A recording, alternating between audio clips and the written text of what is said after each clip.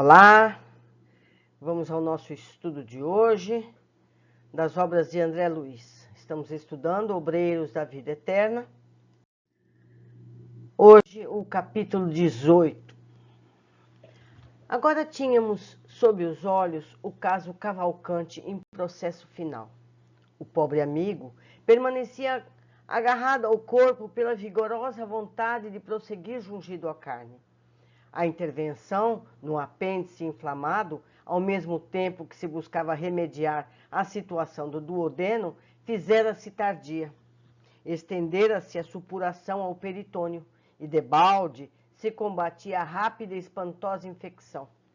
O enfermo perdia forças e, porque não conseguia alimentar-se como devia, não encontrava recursos para compensar as perdas vultosas. O intestino inspirava repugnância e compaixão, qual estranho vaso destinado à fermentação. Continha o seco trilhões de bacilos de variadas espécies. Profundo desequilíbrio afetava as funções dos vasos sanguíneos e linfáticos no intestino delgado. O cólon transverso e o descendentes semelhavam-se a pequenos túneis, repletos das mais diversas coletividades microbianas. As vilosidades permaneciam cheias de sangue purulento e, quando em quando, abriam-se veias frágeis, provocando abundante hemorragia. Nossa, que desagradável, né? Em todo o aparelho intestinal, verificava-se o gradual desaparecimento do tônus das fibras. O pâncreas não mais tolerava qualquer trabalho. A desintegração dos alimentos e o estômago deixava perceber avançada incapacidade. As glândulas gástricas jaziam quase inertes. Distúrbios destrutivos campeavam o fígado, onde animálculos vorazes se valiam de progressiva ausência de controle psíquico. Manifestando-se ao léu como microscópicos salteadores em sanha festiva. O doente, por fim, já não suportava nenhuma alimentação. O estômago expulsava até a própria água simples, deixando-o exausto em vista do tremendo esforço despendido nos reiterados acessos de vômito. O sistema nervoso central e o abdominal, bem como os sistemas autônomos, acusavam desarmonia crescente. Reconhecia, entretanto, ali, naquele agonizante que teimava em viver de qualquer modo no corpo físico, o gigantesco poder da mente, mais uma vez, o poder da mente, que, em admirável decreto da vontade, estabelecia todo o domínio possível nos órgãos e centros vitais em decadência franca. Decorridos mais de 4 dias em que tentávamos, para o moribundo, cuidadosamente, Jerônimo deliberou fossem desatados os laços que o retinham à esfera grosseira. Bonifácio, prestimoso e gentil, coadjuvava-nos o trabalho, informando-se de nossa resolução de modo vago, através dos canais intuitivos. O doente, pela manhãzinha, chamou o capelão, a fim de ouvi-lo, e após breve confissão, que o sacerdote reduziu ao mínimo de tempo em virtude das emanações desagradáveis que se desprendiam da organização fisiológica em declínio. O pobre Cavalcante, mal suspeitando a paz que o aguardaria na morte, procurou reter o eclesiástico em constritora conversação. Padre, dizia ele em voz súplice, sei que morro, sei que estou no fim. Entregue-se a Deus, meu amigo, só Ele pode saber em que definitivo o surgirá. Quem sabe se ainda tem longos anos à sua frente? Tudo pode acontecer. O capelão falava apressado, abreviando a palestra e tentando dissimular suas penosas impressões olfativas, mas o moribundo continuou ingênuo. Tenho medo, muito medo de morrer. Bem, obtemperou o religioso, não ocultando um gesto de enfado que passou despercebido aos olhos do crente. Precisamos preparar o espírito para o que der e vier. Ouça, padre, acredita que me salvarei? Sem dúvida, você sempre foi um bom católico. Mas escute, e a voz do enfermo fez-se triste, mais chorosa e sufocada. Eu desejaria morrer noutras condições. Segundo lhe confessei, Fui abandonado pela mulher há muitos anos. Sabe que ela me trocou por outro homem e fugiu para nunca mais. Sempre admiti que experimentei semelhante prova por incapacidade de compreensão da parte dela. Mas agora, padre, encarando a morte frente a frente, reflito melhor. Quem sabe se não fui eu o culpado direto? Talvez tivesse levado longe demais o meu propósito de viver para a religião, faltando-lhe com a assistência necessária. Lembro-me de que, às vezes, chamava-me padre sem batina. Possivelmente, minha atitude impensada teria dado origem ao desvio da minha companheira. Após fitar o clérigo, demoradamente implorou: poderá sua caridade continuar indagando por mim? Necessito vê-la, a fim de apaziguar a consciência. Há 11 anos perdi-a de vista. O sacerdote, no entanto, não parecia intimamente interessado em satisfazê-lo e repetia com impaciência: descanse, descanse, prosseguirei nas diligências. Tenha coragem, Cavalcante, é provável que tudo venha ao encontro de nossos desejos. O moribundo, voz entrecortada pelo cansaço, murmurou: obrigado, padre, obrigado. O religioso intentou sair, mas Cavalcante, amedrontado, perguntou ainda: acha que me demorarei muito tempo no purgatório? Que ideia, resmungou o interlocutor entediado. Falta-lhe suficiente confiança no poder de Deus? Enunciou as últimas palavras com tamanha irritação que o enfermo lhe percebeu o descontentamento. Sorriu humilde e calou-se. O sacerdote, ao se afastar aliviado, encontrou certo médico e indagou: afinal, o que acontece com o Cavalcante? Morre ou não morre? Estou cansado de tantos casos cumpridos. Tem sido grande a reação, informou o clínico bem-humorado. Considerando-lhe, porém, os males sem cura, venho examinar a possibilidade de eutanásia. Parece-me uma caridade, redarguiu o religioso, porque o infeliz apodrece em vida. Olhe só o padre recomendando uma coisa dessa. O esculápio abafou o riso franco e despediram-se. A cena chocava-me pelo desrespeito. Ambos os profissionais, o da religião e da ciência, notavam situações meramente superficiais, incapazes de penetração nos sagrados mistérios da alma. Entretanto, para compensar tão descaridosa incompreensão, Cavalcante era objeto do nosso melhor carinho.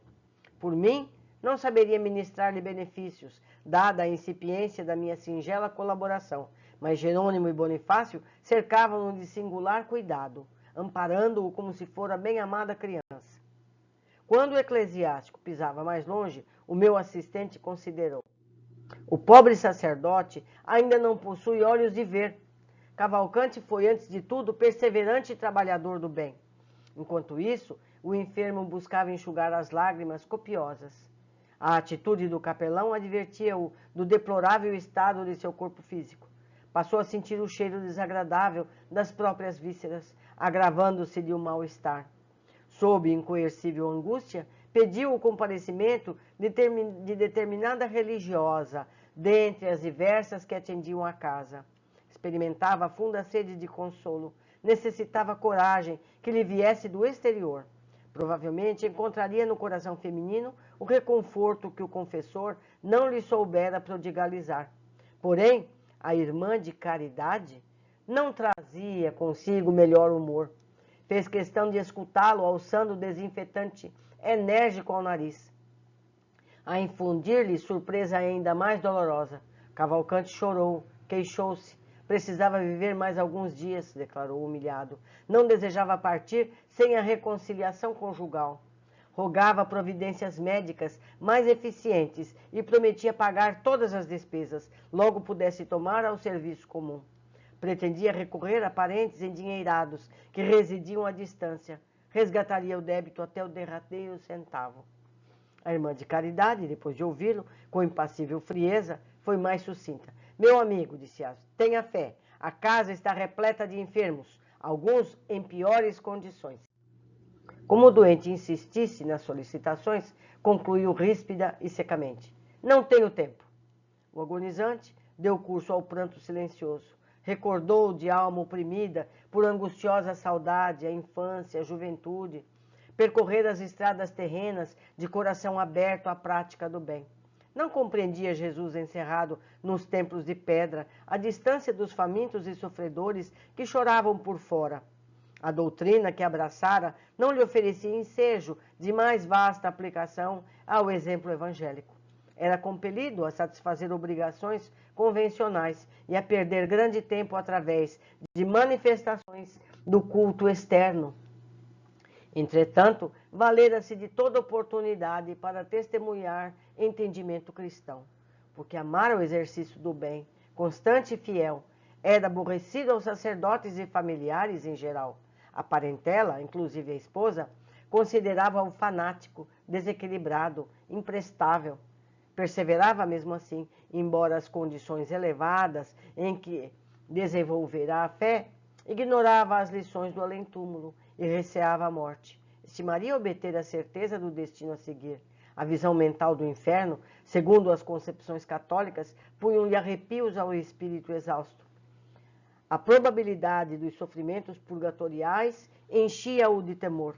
Desejava algo de melhor, de mais belo que o velho mundo em que vivera até então. Suspirava por ingressar em coletividade diferente, em que pudesse encontrar corações a pulsarem, sintonizados com o dele.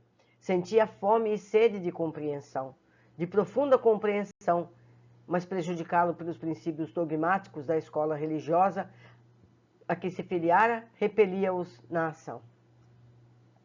O assistente, pondo em prática recursos magnéticos, tentou propiciar-lhe sono brando, de maneira a subtrair-lhe os temores em socorro direto fora do corpo físico. Contudo, o moribundo lutou por manter-se vigilante. Temia dormir e não despertar. Pensava ansioso, queria ver a esposa antes de fim. Dizia de si para consigo: não era efetivamente provável? Não seria justo morrer tranquilo? Oh, se ela surgisse! Acariciava a possibilidade, penitenciar-se-ia dos erros passados, perderia perdão, tamanha humildade assomava-lhe ao ser, naquela hora de grande batimento, que não se magoaria em receber-lhe a visita junto de outro. Por que odiar? Porventura, não lhe ensinara a lição de Jesus, que a fraternidade constitui sempre a bênção do Altíssimo? Quem seria mais culpado? Ele, que a mantinha dobrada indiferença para com as exigências afetivas da companheira, pelo arraigado devotamento à fé, ou aquele homem despreocupado que qualquer responsabilidade que a recolhera, talvez em desesperação, se punhara sempre pela prática da caridade? Por que motivo ele, Cavalcante, faltara com a necessária demonstração portas adentro do próprio lar? Em verdade, as sugestões sublimes da fé religiosa inflamaram-lhe o espírito de amor universal. Não tolerava a sufocação do idealismo ardente. Ninguém poderia reprová-lo. Mas, se era esse o caminho escolhido, que razões o levaram a desposar pobre criatura, incapaz de empreender-lhe a fome de luz? Por que fizera firmes promessas a um coração feminino, ciente de que ele não poderia atendê-las? A dor desenha a tela lógica do fundo da consciência, com muito mais nitidez do que todos os compêndios do mundo. A morte próxima enchia aquela alma formosa de sublimes reflexões. Entretanto, o medo alojara-se dentro dela como um sicário invisível. Cavalcante, que via tão bem na paisagem dos sentimentos humanos, permanecia cego para o outro lado da vida, de onde tentávamos auxiliá-lo em vão. Jerônimo poderia aplicar-lhe recursos extremos, mas absteve-se. Inquirido por mim acerca de seus infinitos cuidados, explicou muito calmo: ninguém corte o que pode desatar. A resposta calou-me fundo. Debalde, porém, procurou-se prodigalizar ao doente a trégua do sono preparatório e reconfortador. Cavalcante reagia insistente, sentindo-nos a aproximação e interferência de leve, fazia apressados movimentos labiais, recitando orações em que lhe implorava a graça de ver a companheira antes de morrer. Desventurado irmão, comentou Bonifácio comovido, não sabe que a consorte desencarnou há mais de um ano, num catre, vítima de infecção luértica. Jerônimo não se moveu, mas lutei contra mim para não disparar interrogações à torto e à direito em busca de pormenores. Coibi-me, felizmente. A hora não comportava perguntas inúteis. Meu assistente, como se houvera recebido a mais natural das informações, dirigiu a palavra ao companheiro, recomendando: Bonifácio, nosso amigo não pode suportar por mais tempo a existência do corpo carnal. A máquina rendeu-se. Dentro de algumas horas, a necrose ganhará terreno e precisamos libertá-lo. Teima em agarrar-se à carne apodrecida e pede, comovedoramente, a presença da esposa. Já tentamos auxiliá-lo a desprender-se, afrouxando os laços da encarnação no plexo solar, mas ele reage com espantoso poder. Resolvi, em vista disso, abrir pequenos vasos do intestino para que a hemorragia se faça ininterrupta, até a noite, quando efetuaremos a liberação. Peço a você trazer-lhe a companheira desencarnada, por instante, até aqui. O enfraquecimento físico acentuar-se-á vertiginosamente, de hora para diante, e com o espaço de algumas horas, as percepções espirituais de Cavalcante se farão sentir. Verá desse modo a esposa antes do decesso, que lhe aproxima e dormirá menos inquieto. Bonifácio pôs-se pronto para cumprir a ordem e assegurou integral cooperação. Logo após, o assistente operou, cauteloso, sobre a região intestinal, rompendo certas veias de menor importância, atenuando-lhe a capacidade de resistência. Ausentar-nos-íamos por breves horas, considerando que o relógio assinelava poucos minutos antes do meio-dia.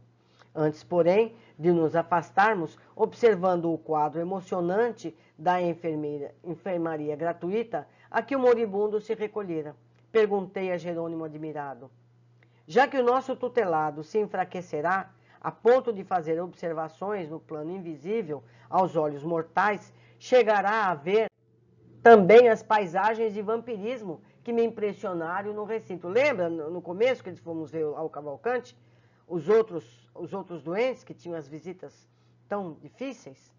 Então, o André estava preocupado com isso. Sim, informou o orientador com espontaneidade. Mas terá energia suficiente para tudo ver sem perturbar-se?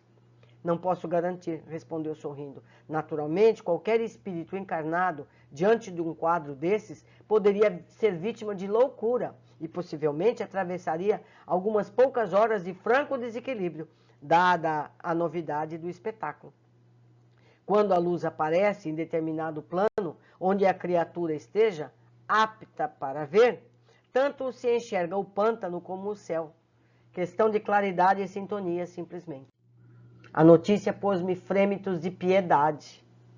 A enfermaria estava repleta de cenas deploráveis. Entidades inferiores, retidas pelos próprios enfermos em grande viciação da mente, postavam-se em leitos diversos, infligindo-lhes padecimentos atrozes, sugando-lhes vampirescamente preciosas forças, bem como atormentando-os e perseguindo-os.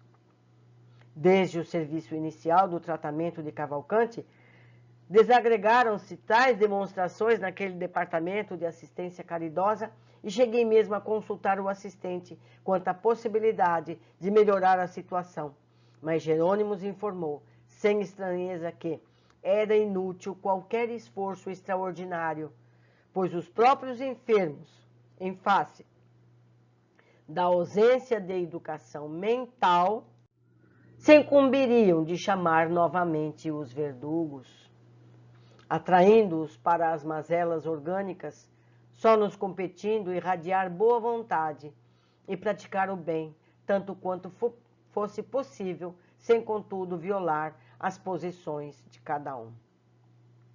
É a liberdade que todos temos de pensar, cada um pensa o que quer, como quer, e sofre as consequências disso. Confesso que experimentava enorme dificuldade para desempenhar os deveres que ali retinham, porquanto as interpelações de infelizes desencarnados atingiam-me insistentemente. Pediam toda sorte de benefícios, reclamavam melhoras, explodiam em lamúria sem fim. Sereno e forte, o meu orientador conseguia trabalhar de mente centralizada na tarefa, inacessível às perturbações exteriores. Quanto a mim, entretanto, não alcançara ainda semelhante poder. Os pedidos, os lamentos, os impropérios feriam minha observação, impedindo-me de conservar a paz íntima. Por isso mesmo, ao me retirar, pensei na surpresa amargurosa do moribundo ao lhe abrir a cortina que lhe velava a visão espiritual. Aguardei curioso o cair da noite, quando, em companhia do orientador, atravessei de volta o pórtico do hospital. Cavalcante avizinhava-se do coma. O sangue alagava lençóis, que eram substituídos repetidamente. O enfraquecimento geral progredia rápido. O agonizante inspirava dó. Abriam-se-lhe certos centros psíquicos no avançado abatimento do corpo, e o infeliz passou a enxergar os desencarnados que ali se encontravam, não longe dele, na mesma esfera evolutiva. Não nos identificava ainda à presença, como seria de desejar, mas observava estarrecido a paisagem interior. Outros enfermos encaravam-no, agora amedrontados. Para todos eles, o colega de sofrimento delirava inconsciente. Estarei no inferno ou vivendo em casa de loucos? Bradava sob horrível tormento moral. Ó, os demônios, vejam o espírito mau, roendo chagas. E de face contraída apontava o mísero ancião, de pernas varicosas. Oh, que diz ele? Prosseguia-o com invisível espanto. Diz que não é o diabo, afirma que o doente lhe deve. Ouvidos à escuta, silenciava ansioso por registrar-se as palavras impensadas e criminosas do algoz desencarnado, mas não conseguindo, abafava-se aos gritos lamentosos, infundindo compaixão. Não fora a fraqueza invencível, ter-se-ia levantado com impulsos de louco. Doentes e enfermeiros alarmados optavam pela remoção do moribundo. Tinham medo. Cavalcante desvairava. Consolavam-se, todavia, na expectativa de que a hemorragia abundante prenunciasse termo próximo. Jerônimo ministrou-lhe então piedosos recursos de reconforto e o agonizante aquietou-se devagarinho. Não se passou muito tempo e Bonifácio entrou conduzindo um verdadeiro fantasma. A ex-consorte, convocada à cena, semelhava-se em tudo à sombra espectral. Não via o nosso cooperador, mas obedecia-lhe a ordem. Penetrou no recinto arrastando-se quase. Satisfazendo o guia, automaticamente, veio ter ao leito de Cavalcante. Fitou-o com intraduzível impressão de horror e gritou, longamente, perturbando-lhe a hora de alívio. O moribundo voltou-se e viu-a. Alegre sorriso estampou-se no escaveirado rosto. Pois és tu, Bela, graças a Deus, não morrerei sem pedir-te desculpas. A ternura com que se dirigia a tão miserável figura causava compaixão. A esposa beirou-se do leito, tentando ajoelhar-se. Ouvindo-o assombrada, retrucou aflita. Joaquim, perdoa-me, perdoa-me. Perdoar-te de quê? Replicou ele, buscando inutilmente afagá-la. Eu sim, fui injusto contigo, abandonando-te ao léu da sorte. Por favor, não me queiras mal. Não te pude compreender noutro tempo e facilitei-te o passo em falso, colaborando impensadamente para que te precipitasses no escuro despenhadeiro. Não entendi o problema doméstico quanto devia. Hoje, porém, que a morte me busca, desejo a paz da consciência. Confesso minha culpa e rogo-te perdão. Desculpa-me. Falava vencendo enormes obstáculos. No entanto, notava-se que aquele entendimento lhe fazia imenso bem. A mente apaziguara-se-lhe. Contemplava a esposa reconhecido, quase feliz. Ó, Joaquim, suplicou a mísera, perdoa-me, nada tenho contra ti. O tempo ensinou-me a verdade. Sempre foste meu leal amigo e dedicado marido. O moribundo escutou-a, esboçando expressão fisionômica de intensa alegria. Fitou-a em êxtase, totalmente modificado, e murmurou. Agora estou satisfeito, graças a Deus. Nesse instante, o mesmo médico que víramos pela manhã avizinhou-se do leito para a inspeção noturna, acompanhando diligente enfermeira. Chamado por ele, voltou-se Cavalcante e, pondo na boca todas as forças que lhe restavam, notificou feliz. Veja, doutor, minha esposa chegou enfim. E, interessado em conquistar a atenção do interlocutor, prosseguia. Estou contente, conformado, mas a minha pobre Bela parece enferma, abatida. Ajude-a, pelo amor de Deus. Relanceando em seguida o olhar pela extensa enfermaria e fixando os quadros tristes entre encarnados e desencarnado, inquiriu: por que motivo tantos loucos foram internados aqui? Olhem, olhem aquele, parece sufocar o infeliz. Indicava a particularidade dolorosa em que certa entidade assediava pobre doente atacado de asma cardíaca. O médico, no entanto, contemplou o compadecido e disse à servente: é o delírio precedendo o fim. Entremente, Jerônimo recomendou a Bonifácio retirasse a sombria figura da ex-consorte de Cavalcante, acentuando: não nos convém doravante a permanência de semelhante criatura. Já cumpriu as obrigações que a trouxeram aqui e ainda possui numerosos credores à espera. A desventurada reagiu, procurando ficar, mas Bonifácio empregou força magnética mais ativa para alcançar o objetivo necessário. Reparando, porém, que a ex-companheira se afastava, aos gritos, o agonizante pôs-se a bradar alucinado: volta, Bela, volta! Esforçou-se o clínico por trazê-lo à esfera de observações que lhe era própria, mas debalde. Cavalcante continuava invocando a presença da esposa, em voz rouquenha, opressa, sumida. O médico abanou a cabeça e exclamou quase num sussurro: é impossível continuar assim, será aliviado. Jerônimo penetrou-lhe o íntimo, porque passou a mostrar extrema preocupação, comunicando-me gravemente: beneficiemos o moribundo por nossa vez, empregando medidas drásticas. O doutor pretende impor-lhe fatal anestésico. Atendendo-lhe a ordem, segurei a fronte do agonizante ao passo que ele aplicava passes longitudinais, preparando o desenlace. Mas o teimoso amigo continuava reagindo. Não, exclamava mentalmente, não posso morrer. Tenho medo, tenho medo.